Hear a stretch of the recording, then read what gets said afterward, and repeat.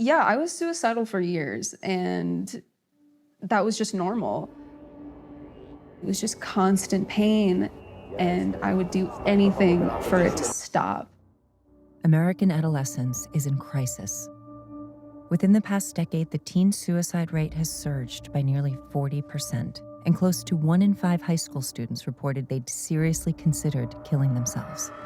Everybody's miserable. And everybody's more miserable when they think that everybody's having a great time. But everybody's miserable because they're looking at everybody be miserable, looking like they're having fun. Every generation has its issues, and I think mental health has been a massive one for our generation.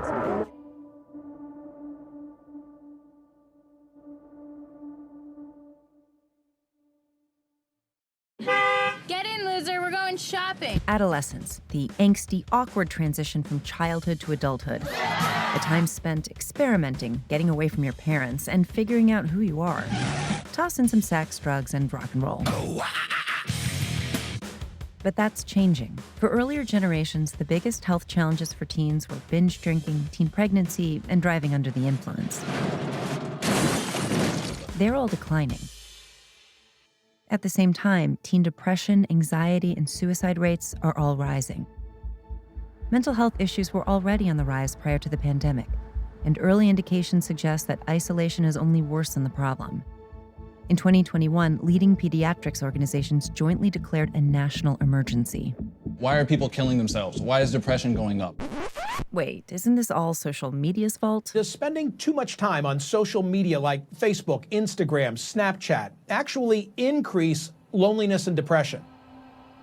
Emerging science shows a more complex picture. Social media is a real thing that has a real impact on teenagers' lives. The extent to which that impact is bad or good, we don't know. So what is happening? Researchers say it's a combination of things. Brain development itself has been changing for decades, and now key neurological transitions are happening earlier than ever, making these young brains more and more sensitive to an accelerating flood of information. Changing adolescence as we know it. Lots of people think of adolescence as being equivalent to the teenage years. Not anymore. It's actually much longer, because adolescence starts at puberty. The physical growth and change that bring sexual maturity. And the age of puberty for both boys and girls has been falling. Why? Researchers are investigating changes in nutrition, rising obesity, and exposure to certain chemicals, and even light. In the mid-1800s, girls in Western countries started puberty around age 16. It's been dropping for decades. Today, it's age 12. Let me tell you about turning 9. I hit puberty so crazy early, and I was still in elementary school. I got my period really early, and that was terrifying. I broke out all over my forehead. I looked like a little gremlin. My eyebrows came in way bushier. I had a unibrow. It felt disgusting. I was so used to being a boundless child. I was like growing into this adult body, and it was horrifying. But it's not just outward physiological changes. When puberty hits, a neurological system called the social brain is put on high alert, making teens more sensitive to social connections and hierarchy. Where do I belong in the social world? Who are my friends? What value do I have? Suddenly, my brain is, working like 20 times faster. Everything was a million times scarier, and I didn't know why. Puberty also awakens the limbic system, making young brains more responsive to emotions, rewards, and threats. But other regions of the brain, including the prefrontal cortex that help regulate self-control, mature later.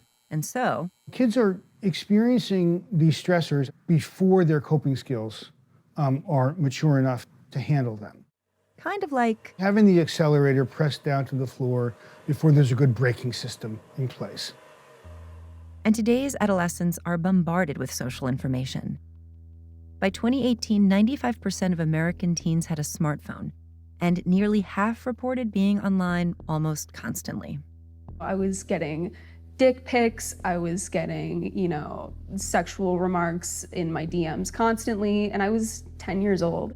But they're not just on Instagram and other social media platforms. It's also video games, porn, cyberbullying, college admissions prediction sites, news alerts, makeup tutorials.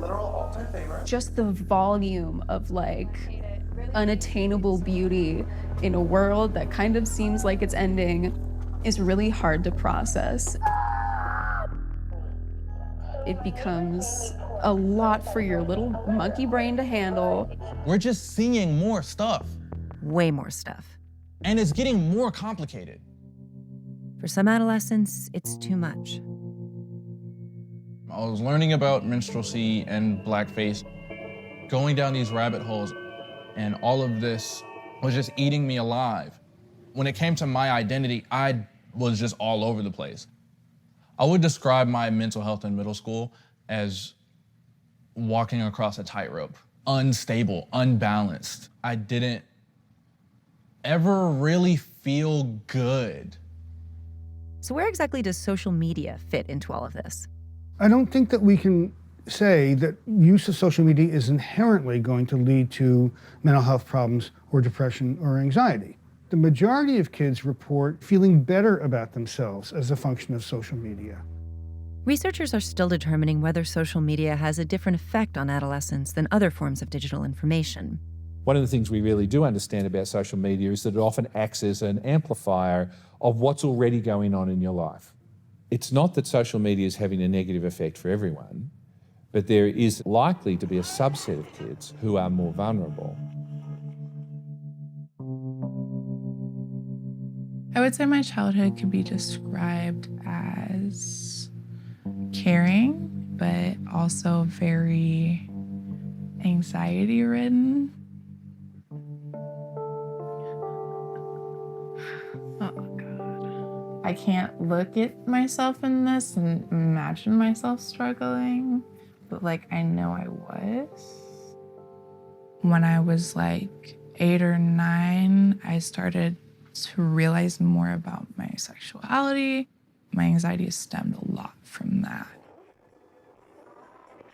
How easy and how accessible social media and the internet was at that age, it was a pretty easy pathway to lead into maybe darker thoughts.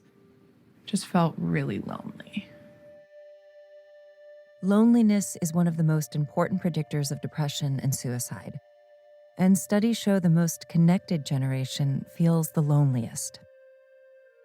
We have to stop and think about sort of the types of connection that are really meaningful and supportive for kids because they are overly virtually connected. Everything is curated. Nothing is actually real. And I think it fucks up your self-image because you're not that. And you know that you're not that. But it's not just what screen time does, it's also what it displaces. Teens used to cope with loneliness or anxiety by getting together, processing, being in nature. And they got more sleep. And we know that adolescents need a lot of sleep. And when it's disrupted, then you're missing out on like key time to allow the brain to develop. I would play video games in high school and middle school, 6 hours. I'd play video games straight, 6 hours. Video games made it easier to repress my emotions. So yeah, I definitely wasn't sleeping that great. When you're not sleeping well, you tend to be less good at controlling your emotions, social relationships and dealing with other people, and you tend to be more irritable. As a result, poor sleep is a really critical factor in vulnerability to mental health difficulties. to put it all together, adolescents, many with underdeveloped coping skills, face an information onslaught, flooding their still maturing brains. So many ruminate, trying to quiet the emotional noise, looking for ways to take control. In just 1 decade, ER visits for young people who tried cutting and other forms of self-harm rose by 329%. Oh, right there, you can kind of see, like, I got really thick black ink tattoos on my arm to kind of offset the pattern of what I had going on here, because I'm a righty. My parents knew that I was self-harming, and they were horrified by it. There's no classes that teach you how to deal with your kid when they're self-harming, you know? The darkest period of my life in regards to mental health was definitely freshman year of college. Can't get out of bed, stomach hurts. I could not process in a way that made me feel like anything was worth anything, that anything mattered. I call it my anxiety voice. Just like a big bully in your head. And you're being too loud, or you're sitting too weird, or maybe you should just shut up and not say anything. Hard to have any confidence in myself when there was that going on. For parents trying to help their struggling children, it's hard to know what to do, even for those most experienced. So my dad is a research psychologist. You know, Millie's my third child. It very rapidly went from her being a pretty happy, if anxious young woman to feelings of depression, thoughts of self-harm and suicide. There was a specific month where I tried about 4 times. You know, I just wanted that pain that I'm feeling to go away. That was a very frightening time. I'm a clinician, and I've worked closely with young people and their families who've been through this. But the absolute terror of feeling that your child may not be okay is a form of knowing that you can only have through personal experience.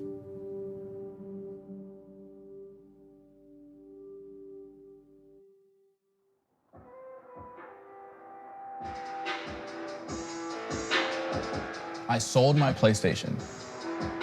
I told myself I was going to devote the time that I spent playing video games into polishing my craft as an artist. I don't know where I'd be if I didn't have this. Almost got struck by some lightning. It was close, I couldn't fight it. I don't think that we do a good job talking to kids about these things early. Like, talking about like suicidality is scary for parents. Like, if I broach this topic with my kid, will it then manifest in my child, right? Which we know is not true, right? Talking to your kids about like things like substance use and depression and anxiety and suicidality early will not then make them go on to have those things or do those things. And so we have to do a better job of sort of breaking down the stigma around mental health issues. And for policymakers, the pressing need is to develop effective ways to reach kids in distress. This is drugs. And to update messaging to reflect the current challenges. Any questions? It was always talked about drinking and driving and don't get pregnant when you're in high school. You know, it's like you're told those things, but you're not told, like, if you have panic attacks, this is how you can cope with it. There is hope. Despite the challenges it brings, adolescence is also a time when the brain is being rewired and is capable of developing resilience. With a timely intervention and the right coping skills and support, mental health issues are treatable and even preventable. Finally, at 18, I had an adult, a doctor, be like, "You're not being selfish. Like, your brain is working this way. You need more than just meds. You're struggling, but you're not broken forever. You know, you can live a full, wonderful life." And that blew my mind. And that was when I started actually getting better and experiencing joy and like having fun with my life. God knows I can show